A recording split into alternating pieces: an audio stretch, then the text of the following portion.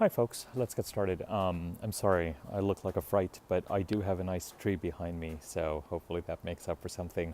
I think the audio quality on this is pretty good, even though I'm outside. We have had a new moon a few hours ago in the sign of Aquarius at 1:03 p.m. Pacific. I don't know how your January was, but considering it was a January of eclipses, we're still feeling January. And for many, many people, present company included, excuse me, I'm just adjusting the camera on the fly. That was my hand. So for many people, January will have been tumultuous. Part of the tumult has to do with the fact that it's a shifting set of energies. And so even though we're having eclipses, the eclipses are releasing a cycle from December 2016 and really building on a cycle that started in July 2018. And this has been the handoff point. So the theme of releasing, the theme of endings, ending a cycle, and consequently starting a cycle, but starting a cycle that is just beginning and has not fully manifested and shown itself yet with regard to where it's going. You know, we're still in that place where we're starting something by letting something go. We're just starting to clear that energy.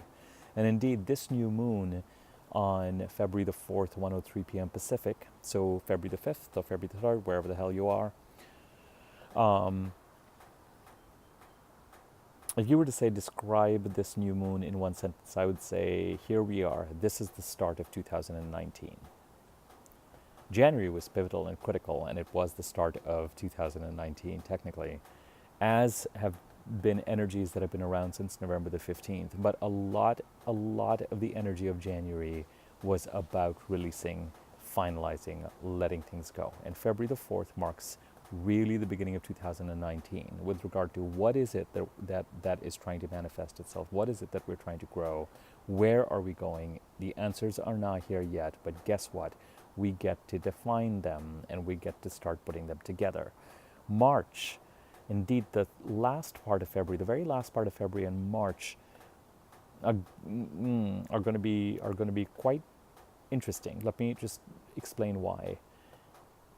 As we said, January and February were 2 months this year when all planets would be direct. We talk about forward motion. Well, now you know what forward motion feels like. It feels like the horses are just driving the chariot so fast that there is no stopping them, there's no slowing them down, they're just hurtling right through. And now is the time to appreciate what a retrograde planet is able to do. Why putting the brakes is sometimes a good idea. Why having a brake that you could apply is sometimes a good idea, because when all planets are direct, there is no brake. It's just you're sitting on a rocket and that rocket is moving forward as it is currently.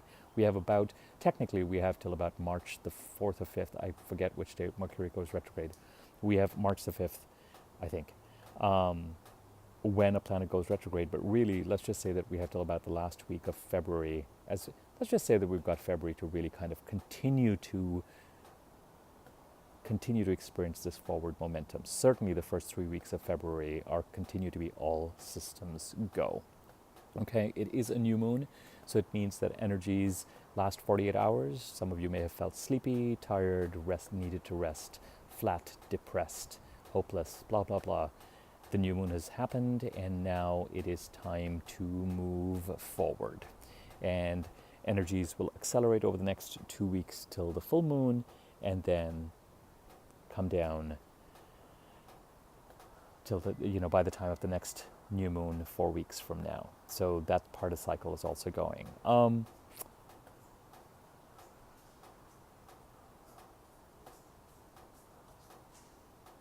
The part of the chart that became active on November the 15th of 2000, and even so, the reason why I paused was I wanted to give you a sense of where we're going.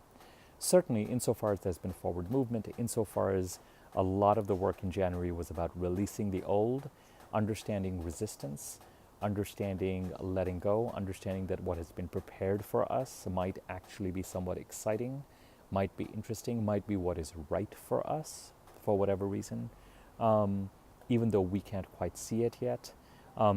Understanding that it's going to be revised and we're going to have to make changes to the plan as we move forward, and bring out our compasses and really check that we're going in the right direction and tweak this and tweak that. But the bottom line is that the horses are out of the gate. Okay, so January hasn't quite been a month like January in a long time, and we are still feeling, as I said, certainly through today, we've very much been feeling January. Now, there are two other things I want to mention that are not directly related to the new moon, but are about the energy that is coming up. I'm going to give you this heads up. 2015, 2016, late 2015, 2016, there was a crisis in some part of the chart for astrology people, wherever Pisces sits in your chart. Since November the 15th of 2018 to December the 31st, there was a planet that went through this part of the chart, Mars, that created some sort of a hit. Gave us some sort of a premonition of the fact that things here we were ready for the next phase of healing in this part of the chart. And on February the 10th, Mercury comes in here. Mercury comes into Pisces and stays in Pisces the entire time till it clears Pisces in April, because it's going to come in here.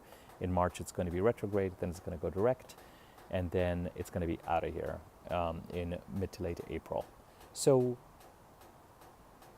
not only is Mercury going to be here, the sun is going to come in here at some point when we're looking at the end of February.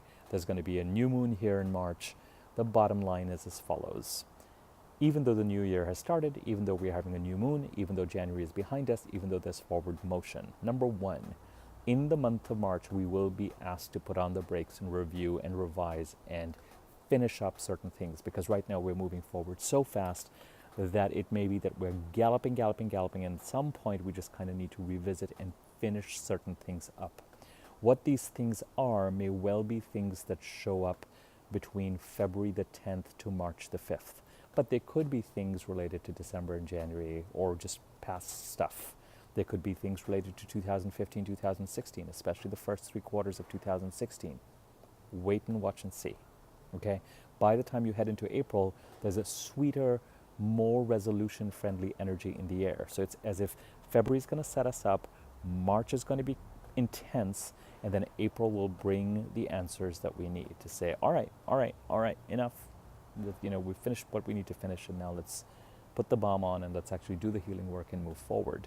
So pay special attention to that area that was crisis-ridden, crisis-prone 2015, first 3 quarters of 2016, that became activated again in a kind of an energetic way mid-November to December 31st, 2018, and is now here asking for some healing, even if it won't feel like it till the end of March, but certainly in April, so that we can continue to heal this part of the chart as we move forward.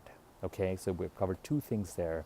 One, the part of the chart that needs healing from crises from 2015 to 2016. The other, a heads up that the forward movement is going to have a break put on it, so that prior things can be finished up, things can be reviewed, revised, etc., etc., etc. One more thing. This area of the chart where we've had to release something is going to continue to be, we had the eclipse here on January the 5th, and I certainly felt that eclipse by January the 7th. March the 5th is going to be the next milestone, the week before and week after March the 5th, which is interesting because we've got a new moon, I think, on March the 6th in this part of the chart that needs healing from 2015, 2016. But the eclipse is in a different part of the chart, so pay attention to notable events the week before and week after March the 5th.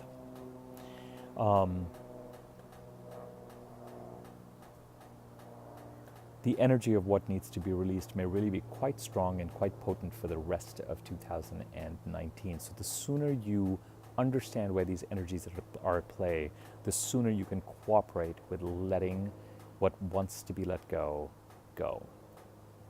Okay? And if you didn't feel the eclipse right after January the 5th, it could be that you feel it around March the 5th. Okay, I'll leave it at that. Happy new moon. This is, in many respects, in many respects, this is a positive new moon, guys. So there is the potential for opportunity. There's a alignment finally. As when I say that this new moon is the start of the new year, there's something that makes us feel like we've just been pushed through the birth canal, lots of labor pains, and now we get to look forward. So by all means, look ahead.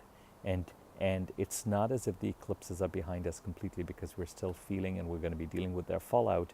And March is going to bring its own readjustment. But certainly it is time, especially during February, to remain optimistic and especially use the power of this new moon over the next few days, week, 2 weeks, 4 weeks, to really define what it is that you want and where it is that you want to go. Identify it and go for it. Just go for it. Go for it. March is going to bring its revision. April will bring some healing, and we'll continue to take it from there. But happy new moon. This is a new moon we've all been waiting for. Okay, more to follow in a few weeks' time. Thanks. Bye.